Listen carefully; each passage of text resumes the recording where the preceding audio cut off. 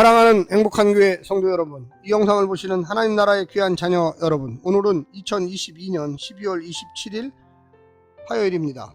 오늘 매일 성경 본문에서는 편지의 마무리 부분입니다. 일반 편지와 달리 마지막 인사나 저자의 안부를 전하는 부분이 없습니다. 13절은 예수님을 믿는 독자를 위해 편지를 쓰는 이유를 말합니다. 14절과 17절은 기도에 대해 다룹니다. 14절과 15절은 개인기도, 16절과 17절은 중보기도로 소분할 수 있겠습니다. 18절과 20절은 우리가 안다 표현으로 그간 다루었던 내용을 정리합니다. 21절은 우상숭배를 경고하고 편지를 마무리합니다. 오늘 본문을 나누어 보겠습니다. 요한일서 5장 13절 편지를 쓰는 이유, 14절과 17절 개인 기도에 대해, 중보기도에 대해, 18절과 20절 편지 이전 내용 정리, 21절 편지 마무리, 우상숭배를 조심하라. 오늘 본문 요한일서 5장 13절부터 21절까지의 말씀을 듣고 다시 오겠습니다.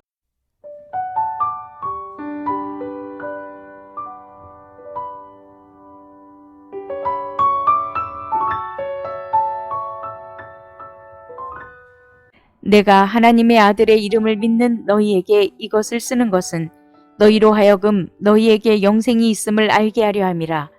그를 향하여 우리가 가진 바 담대함이 이것이니 그의 뜻대로 무엇을 구하면 들으심이라.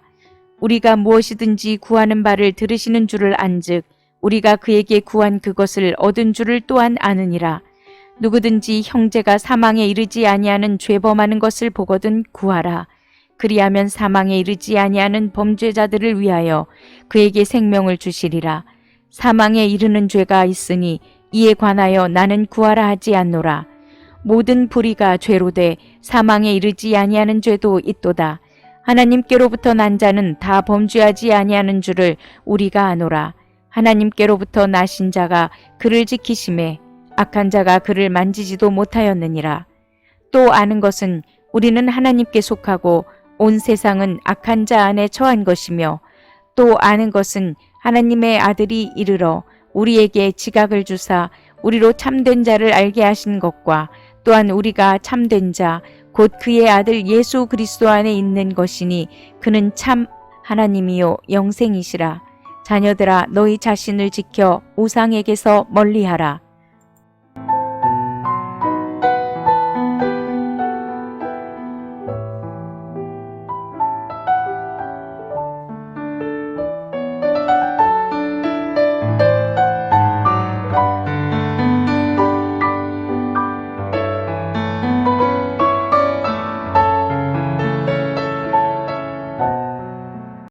당시의 편지는 일반적으로 세 부분으로 구성되어 있습니다. 첫째는 발신자와 수신자와 문안 인사가 있는 도입부입니다. 둘째는 본론처럼 저자가 하고픈 이야기를 제시합니다. 셋째는 마무리입니다.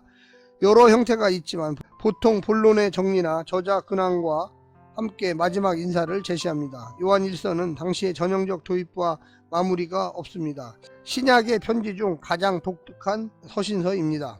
정확한 이유는 알 수 없지만 표면적으로는 독자 상황에 대한 저자의 해법에만 집중한 것으로 보입니다. 오늘 본문을 세 부분으로 나누어 자세히 설명드리겠습니다. 첫 번째, 영생을 확신하며 기도하라.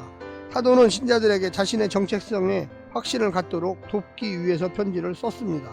그들이 비록 거짓 가르침에 의해 미혹을 받고 있었지만 그들 안에 영생이 있다는 사실마저 부정되는 것은 아니었습니다. 이제 그들은 담대해질 필요가 있습니다. 호연지기가 아닙니다.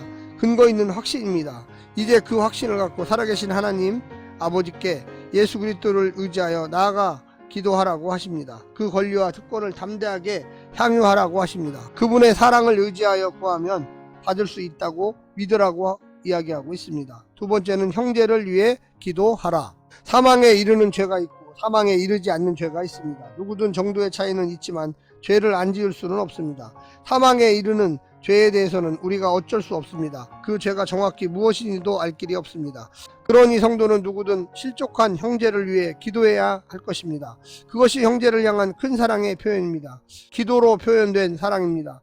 예수님께서 십자가 앞에서 보이셨던 그 모습대로 기도는 형제를 향한 구체적이고 능력 있는 사랑의 실천입니다. 마지막 세 번째는 믿음을 갖고 할 일을 하라.